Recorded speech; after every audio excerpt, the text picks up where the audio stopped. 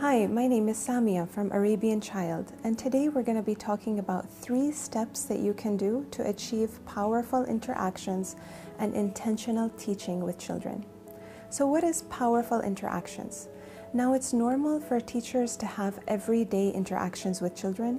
You're greeting them in the morning, you're having circle time, you're doing lots of activities with children. These are everyday interactions. But powerful interactions are those moments that when teachers are intentional and strategic in connecting with children and strategically extending their learning that has a direct effect on the child's learning and development. So let's talk about the 3 steps that you can do to achieve powerful interactions.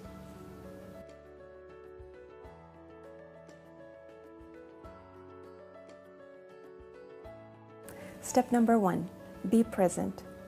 It's so important that teachers take time every single day and just be present and more aware of themselves and their children. Teachers have a lot on their mind. You're thinking about all the activities that you need to do, all the paperwork that you need to finish, maybe something your colleague said or something that you need to discuss with your principal.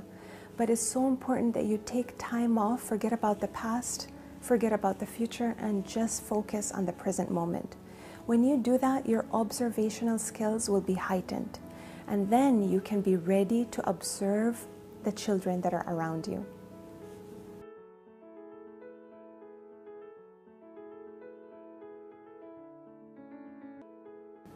Step number 2, connect.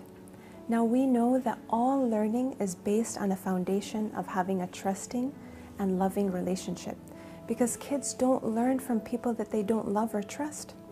So you have to connect with them. The best way to connect with children is to listen to them, respect them, and also to personalize the learning for them. You'll notice children connect with you when they look up at you and smile. Maybe they'll ask you a question, or maybe it will be in a much subtle way that they'll just start to play with more enthusiasm. But remember, sometimes they're not ready to connect, so you need to respect their rejection and try again later at another time.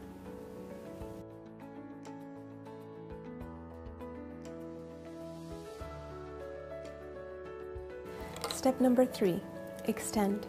Now that you've connected with the child, it's now time to strategically extend their learning.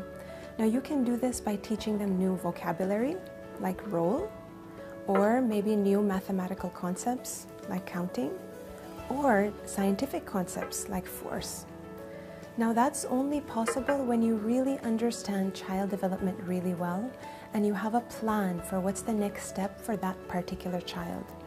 Now there's other way to do extend as well. Let's look at some other ways. So for example, you can help the children be more aware of their own thinking process.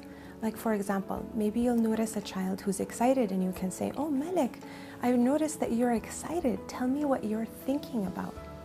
Or maybe you walk up to a child and you connect with them and then you say, "Oh, are you thinking about your new kitten at home?" Another way to extend learning is using mirror talk, when you're actually describing what the child is doing. So you can say, "Oh, I noticed that you're using 4 colors to color your painting today." Another great way to help extend learning is to help them with problem solving. So for example, if you see some children kind of fiddling with a puzzle and you can tell them, "Oh, I wonder what will happen if you rotate or turn that puzzle piece." Extending the learning is giving them enough hints so that you allow the child to figure something out on their own without you giving them the solution.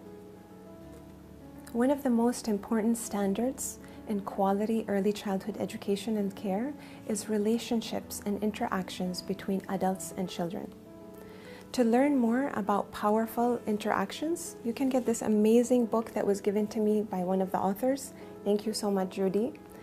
And for more information, you can also visit arabianchild.org. Thank you.